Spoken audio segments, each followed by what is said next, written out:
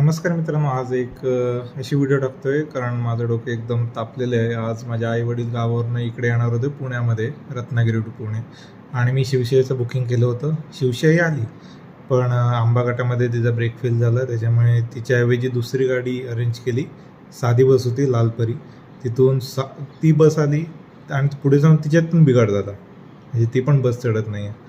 आता सकाळी 8:30चा टायमिंग होता शिवसेनेचा. 8:30 वाजता माझ्या आईवडील स्टॉपला गेलेले आहेत आणि आत्ता वाजलेलं आहेत 6:45 आणि अजून पण ते मला वाटतं साताऱ्यात पण पोचले नाही आहेत. म्हणजे किती तास झाले, 12 तास व्हायला आले तरी अजून गाडी सातारा सोडेना. मग काय म्हणजे एकंदरीत आपल्या महामंडळाची, महाराष्ट्रातल्या महामंडळाची, एस टीची काय हालत आहे बघा. तुम्ही फक्त तिकिटांवर सूट देता, सगळं करता, ही गोष्ट वेगळी राहिली. तुम्ही आधी तुमच्या व्यवस्था सुधारा, तुमच्या गाड्या सुधारा आणि त्यानंतर मग तुमचं जे काही पॉलिसी आहेत ते करा. आता आम्ही तिकीट काढलं आहे शिवशाहीचं, 3 वेळ झालं. 2 वेळा आम्ही शिवशाहीचं तिकीट काढलं होतं. का तर धूळ, ऊन वगैरे असतं, घरच्यांना त्रास होऊ नये म्हणून शिवशाहीचं 750 रुपये देऊन तिकीट काढलेलं आहे आम्ही.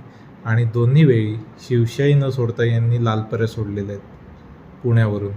आणि आत्ता शिवशाही सोडली होती, तिची अवस्था तुम्ही बघताय. मग तुमची जर शिवशाही मेंटेन करण्याची लायकी नसेल ना, तर ऑनलाईन तुमच्या ॲपवरनं ते शिवशाहीचं जे काय आहे, तुम्ही जे शिवशाही गाडीसाठी जे फेअर घेता ते घेऊ नका. तिथे सरळ सरळ सांगा की साधी गाडी आहे, तुमच्याकडे शिवशाही नाही आहे जायला. म्हणजे त्या मानसिकतेने आपण पुढे प्रवास करतो.